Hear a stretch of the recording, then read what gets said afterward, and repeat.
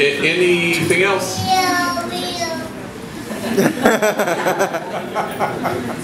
Nothing behind me?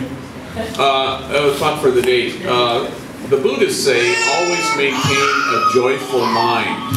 And we're used to having our emotions connect exactly appropriately with whatever has happened. So if something terrible happens, we feel sad. If some good news comes our way, we feel joyful. You know, if our supervisor comes at us sideways, we feel angry. And so that's kind of how it always works. We always want to just sort of match what's happened to us to an emotion, you know, that it sort of has to flow. Good things, joy; bad things, sad. But what does it mean to say always maintain a joyful mind? It suggests that we can choose to be joyful. You know, that's sort of the way it goes. And that aligns us with what God most wants for us, which is that my joy be in you and your joy be complete. The prophet Nehemiah says, do not be saddened today, rejoicing is your strength.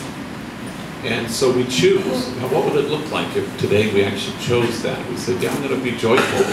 I don't care what happens to me today. That's what I'm going to have. Some years ago, I went on a trip to San Francisco. I brought some homies with me, Danny and Johnny. And after we had given talks and such, we, took the obligatory the boat ride from San Francisco to Alcatraz. And it was exhilarating for them. They'd never been on a boat with gang members with tattoos, and we're up on the top deck and packed. And Danny and Johnny worked their way out to the front, and Danny, is at the front of the boat and doing one of those. Without that, like that Vata from Titanic, without screaming, I am the king of the world, thank goodness.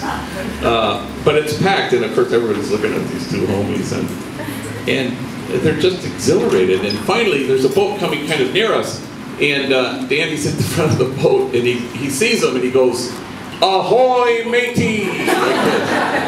And we go, what the hell? And he's like, we're going to throw our asses off the boat for sure. And Johnny looks at Danny and he goes, "Ahoy, matey, what's that?"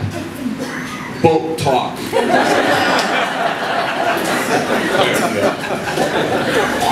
Why do we wait for something exhilarating to happen to feel exhilarated? We don't have to. You can choose joy. You can choose to always maintain a joyful mind. You can choose to let God's joy be in you and your joy complete. Do not be saddened today. Rejoicing is your strength.